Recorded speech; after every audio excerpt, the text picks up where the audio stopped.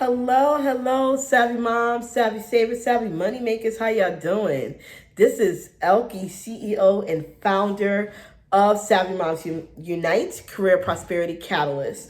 I'm coming to you all to talk about a topic that I know you've probably heard. It probably makes you cringe when you think about it. Or if it doesn't make you cringe, that is a good thing because we don't talk about it enough as women.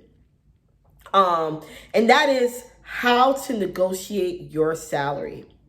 This was a point of tension for me for many years. I was someone who would get lowballed all the time early on in my career because I didn't do enough research and I didn't really think of myself at the time really highly. So I just took whatever was offered to me because to me, it was, well, I'm making a little more than what I made before. That's what really matters to me. But I wasn't getting the most that I could get. I wasn't negotiating in a manner where I could really get as much as they were willing to offer, right? I was more so concerned about, can I just make more than my last job? And many women go into this process when they're interviewing for jobs with that thinking. I just want to make more than what I made before, even if it's $1. The statistics are really clear. It's like something around 40 something percent of the women that go into interviews will not negotiate their salary, nor will they get paid what they could have been paid had they negotiated. We are paid still far less than men in the workplace. It is it's very sad. It's not fair, but it is what it is. As someone who used to negotiate other people's salary and also write contracts and write up, new hire paperwork, the salaries I would see, I saw the discrepancies myself. There were women getting far less than the men that were working at the companies that I worked at. So one of the things that I started to do was whenever I went into an interview, before I even went into the interview, I would always do market research. Some companies do use market research to determine what the pay range will be for a role. Not always is it determined by what the company just wants to pay. Some companies look at what is the market paying for that role. So when I say market research, there are several tools out there you can use. There's salary.com. You can even use Indeed to look at salaries. You can use Glassdoor. There are so many different tools that are free to you as a candidate that you can use. But some companies use internal software that determines the pay, the average pay for someone in that role, what they get in the state. So they might do it by region, they might do it by state, they might do it by city, right? So when you're doing it, make sure that it's applicable to where you live and it is accounting for the skill sets that role would be required. Now, when you think of the average person in a role, you think they meet the basic requirements of the role for the most part, right? But if you're someone knowing that you not only meet the basic requirements, but you exceed it, you don't want to use the average pay as your negotiating start. Because if you do, then you're saying that that's where you fall. If you've had several years beyond the experience they've required for the role, so let's say the role on paper, the job description says they require 2 years. We'll go really low, right? They said they want 2 years experience in this particular role. You have 5. Would you want to start as the average person? No, because you've exceeded the requirements. So you always want to use that as your marker to decide how far you're willing to go away from that number. And like I said, the company may use their own data in-house that they're using even on how they pay people at the company. So there might be ranges that they're using that may not reflect the market, right? They're basing it on what internally that they're paying their candidates or their employees, I should say, right? But you don't know that number. All you know is what the market says. So that is going to be what you use because that's what's available to you, okay? Also, always, let's say, for example, this role is a coordinator role. Let's say that's what it is. It's a recruiting coordinator role. The average coordinator is making $53,000. You've been a coordinator before. You've had a lot of experience in the field. You want to make a little bit more than that. So if you're comfortable with making, let's say, close to 60, if let's say your past job paid you 52, but you want to make close to 60, you don't want to ask for 60 because the company's always going to try to negotiate you down. Always ask for more than what you want. Account for what you're asking for too. Are you just asking for your annual salary to be a certain number? Are you considering the benefits that come with the role? Are they giving you a certain amount of PTO, vacation time, sick time? Are there some incentives that they give? Do they have bonuses that they offer yearly, biannually, quarterly, whatever their bonus structure is? You want to know all that when you're speaking or negotiating, because that all adds to your salary.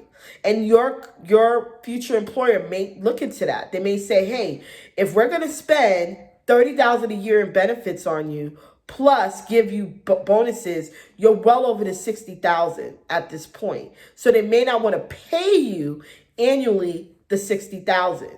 They're saying they're considering what the benefits cost them. So that's why you need to think about what you really want. Do you want more money, or is the benefits more important to you? For me, I wanted the money. And I wanted the benefits as well. But for me, the cash coming in was the most important thing to me. And the ability to increase my income every year. Whether that was through bonuses, through, increases. I wanted to have the ability to make more money every year. So sometimes what I would do in my interviews and when I was negotiating, I say, hey, is there room to move this along? Is there room to grow here financially? Because I'm looking at not just my first year, I'm looking at multiple years being at the company. Can I and will I have the ability to make more? So that's the kind of questions you want to ask.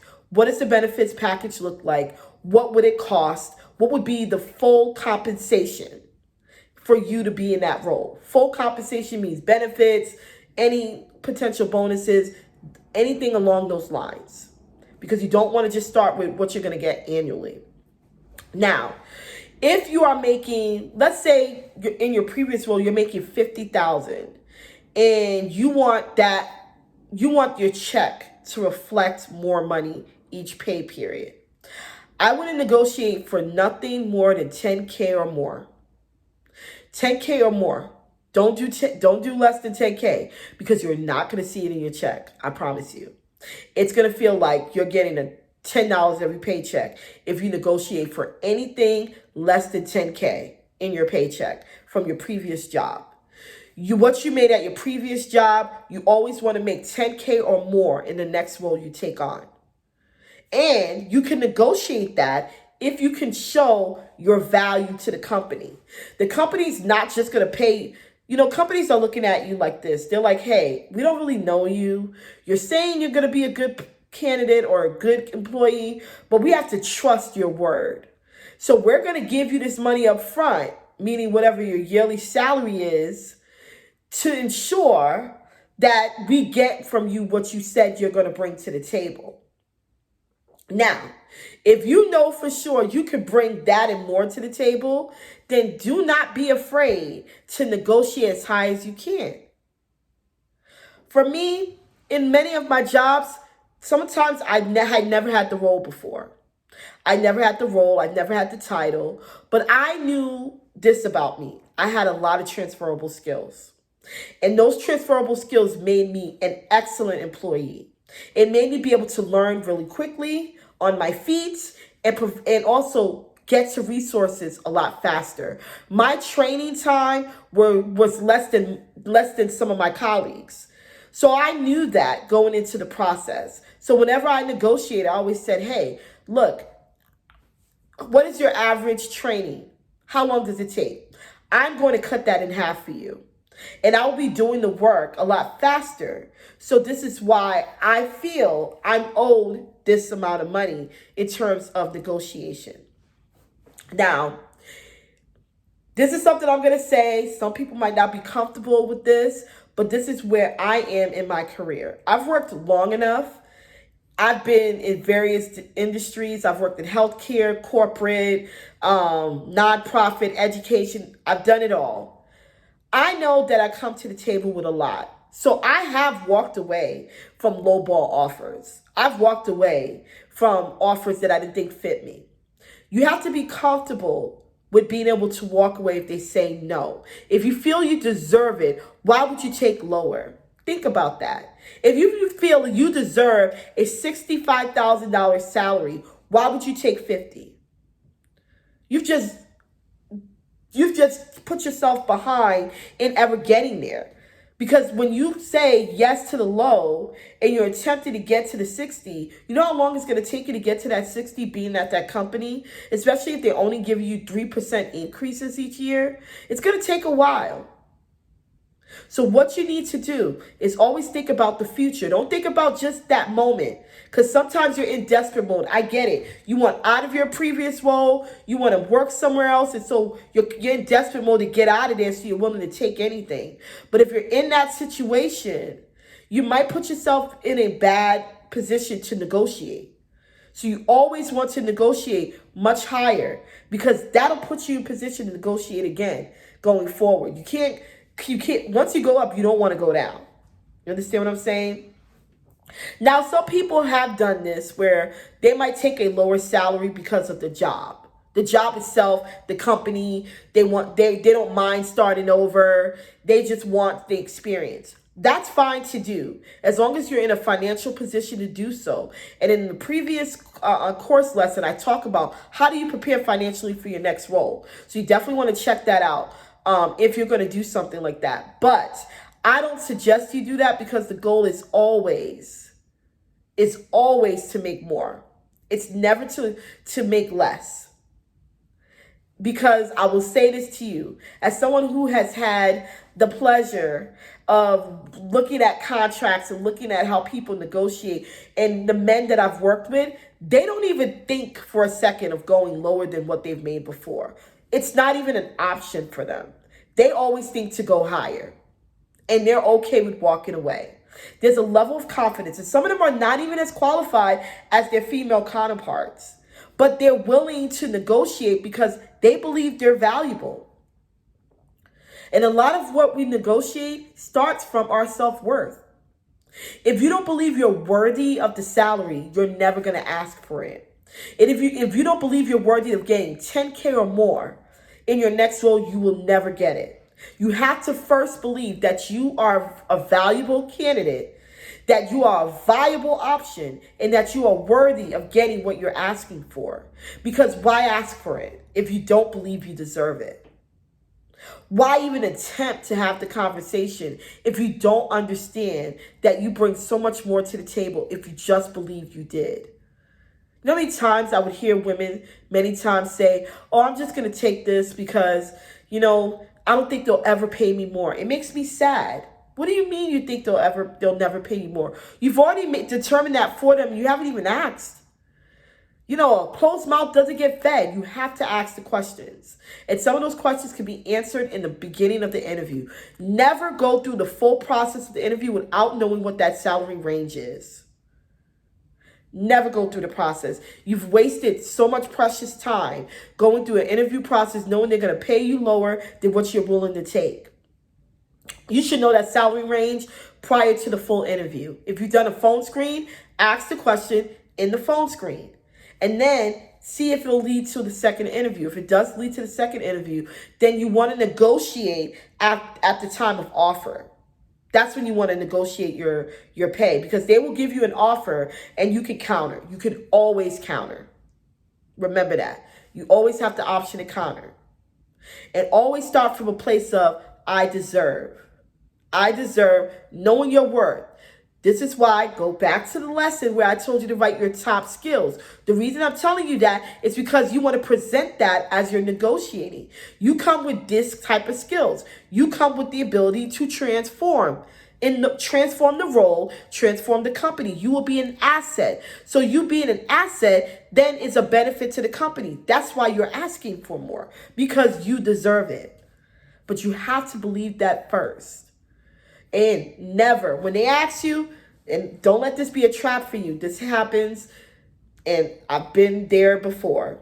Whenever they ask you what your salary range is, never give them a range. You always ask, what does the salary range you have in mind for this role?